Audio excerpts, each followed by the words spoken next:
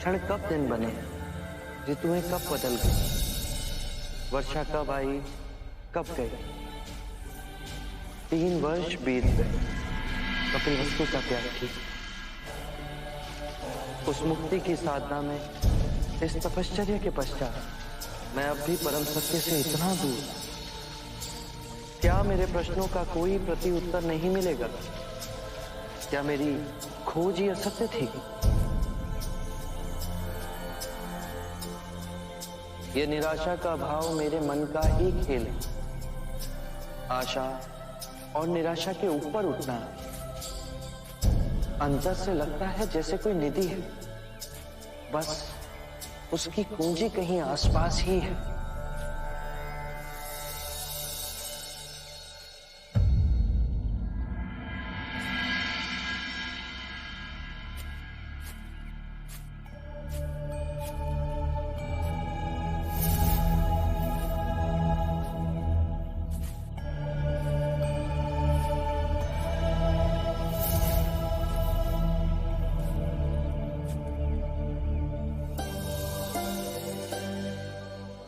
तुम्हारी जिज्ञासा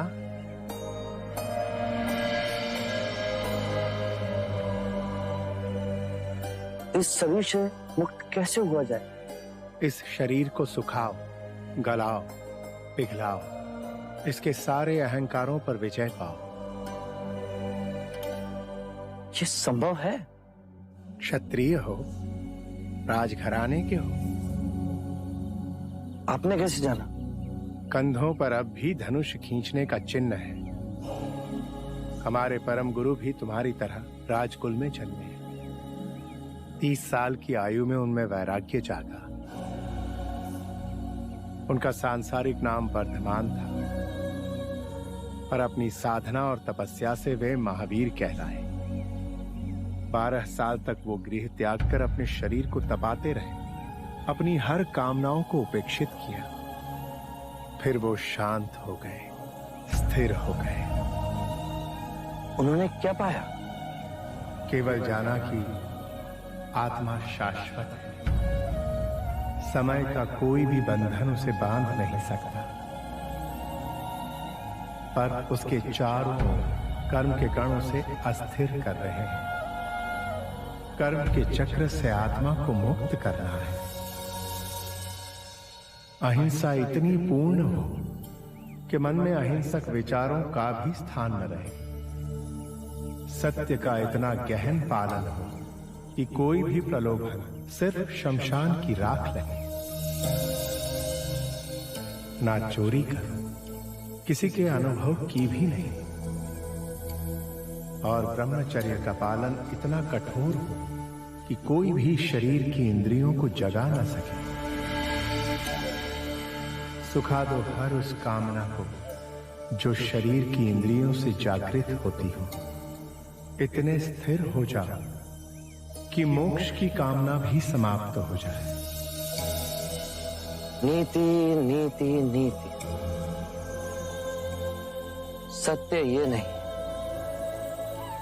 ये भी नहीं, वो भी नहीं। परम सत्य के मार्ग पे मैं पूर्व के सारे ज्ञानों को नकारात्मक करता रहा। मैंने सब मार्ग सहज ही चुने, परंतु ये मार्ग मुझसे अछूता ही रह गया। ये ज्ञान आपने मुझे दिया, परम धन्यवाद आपका। यदि लकड़ी गीली हो तो उसमें आग सहज नहीं लगती। सत्य का ये भूमि तपस्वियों की है। महावीर के तप ने मुझे एक नई दिशा का आह्वान दिया है।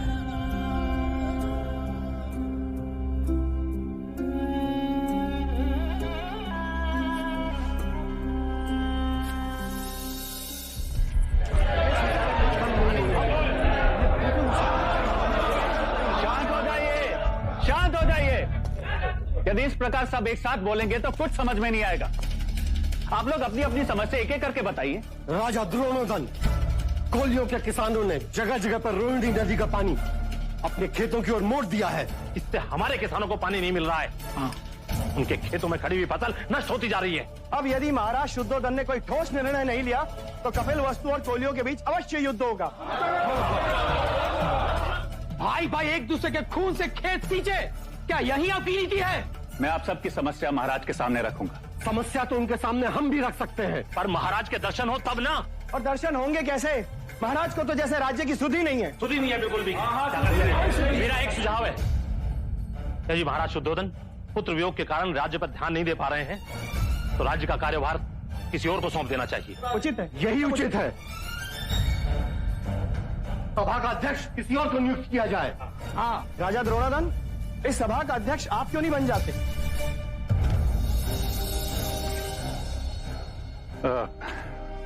ये उचित ना होगा, परंतु आप सब धैर्य रखें, मैं महाराज से बात करूंगा और यदि उन्होंने अपनी स्वीकृति दे दी तो अगली शाख की सभा में हम नया अध्यक्ष चुन लेंगे।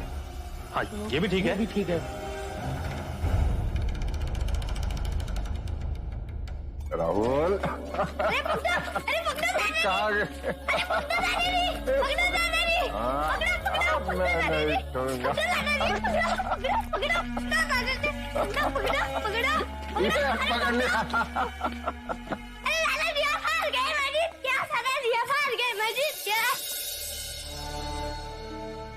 हाँ मैं हार गया।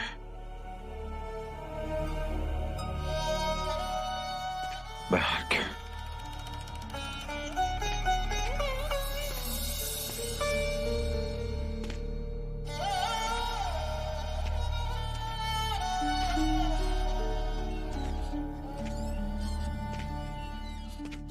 महाराज ऐसे कब तक चलेगा? आज सभा में रोहिणी नदी को लेकर बहुत बड़ा विवाद हुआ। कोलिया के किसानों ने पानी का भाव अपनी ओर मोड़ दिया। कहीं युद्ध छिड़ गया तो? नहीं, ऐसा कुछ नहीं होगा। परंतु महाराज शाक्य राजाओं को कौन समझाए? और आज तो राजा चतुर्भुज ने ऐसी बात कर दी कि क्या कहा उसने? कह रहे हैं कि महाराज हमारी समस्याओं का समाधान नहीं कर पा रहे तो क्यों ना सभा का कार्यभार किसी और को सौंप दिया जाए। महाराज मुझे भय है कि कहीं ये राजा अपनी मनमानी न कर बैठे। उन्होंने मेरा नाम स्वयं सामने रख दिया, परंतु मैंने साफ मना कर दिया। कोई युवा ही शाक्य सभा का अधिपति बने तो जैसे देवदत्त।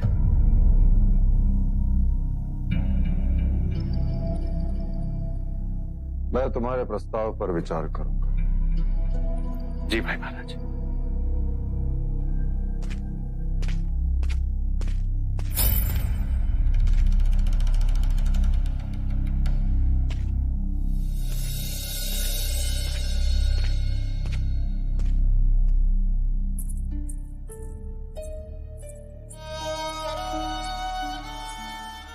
पिताजी, कपिलवस्तु का कार्यभार संभालने के लिए आपसे उत्तम कोई नहीं। मेरा मन उब गया है इस सबसे। अपनी पुत्री की एक विनती सुनेंगे? इन्हें याद कर निष्क्रिय होने से अच्छा है कि हम उन्हें सच्चे मन से याद कर उनके विचारों जैसा कार्य करें। पिताजी, राज्य कार्य को संभालने के लिए बहुत समझदारी, धीरज और विनम्रता की आवश्यकता है, जो मेरे सिद्धार्थ में थी। पर देवदत्त इनके विपरीत अधीर है, अहंकारी हैं। यदि वो अध्यक्ष बना दिए गए तो रोहिणी नदी की समस्या को सुलझाने की जगह और उलझा देंगे, उनमें युद्ध करवा देंगे।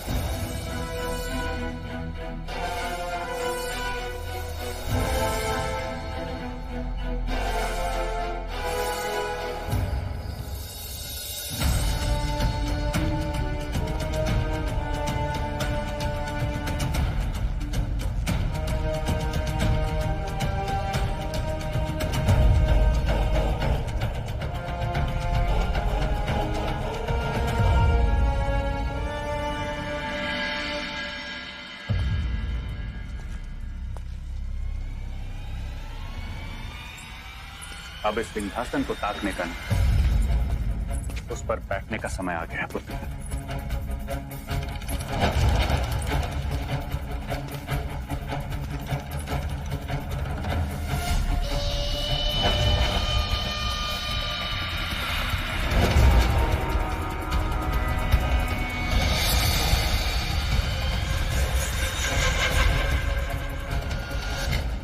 कल मैं तुम्हें शाक्य सभा के अध्यक्ष के रूप में नियुक्त करने जा रहा हूं। अगला कदम शाक्य देश के महाराज का है और ये सिंहासन तुम्हारा।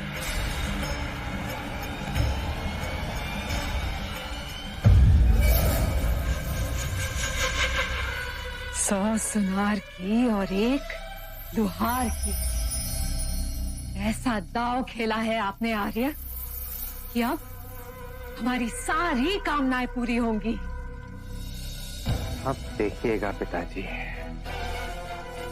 सबके मन से सिद्धार्थ की स्मृति को मिटा के रख दूंगा। अब चारों ओर मेरी ही जय जयकार होगी। जय जयकार। देव पुत्र, इतना ना भूलो, क्योंकि अब हमें पहले से अधिक सतर्क रहना होगा कि तुम्हारी जगह वो नंद ना ले ले। नंद? जब सिद्धार्थ को ही रास्ते से हटा दिया तो ये नंद क्या चीज है? मसल के रख दूंगा।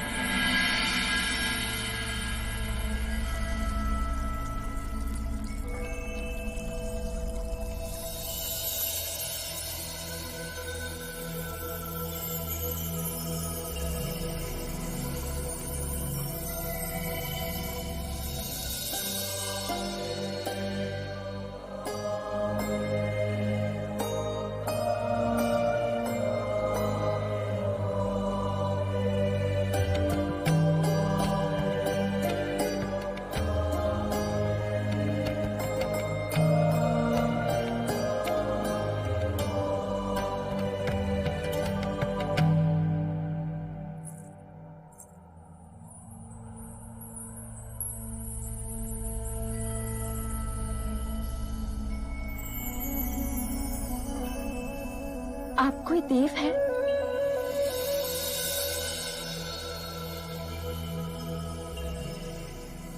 केवल मनुष्य। पानी पिएंगे?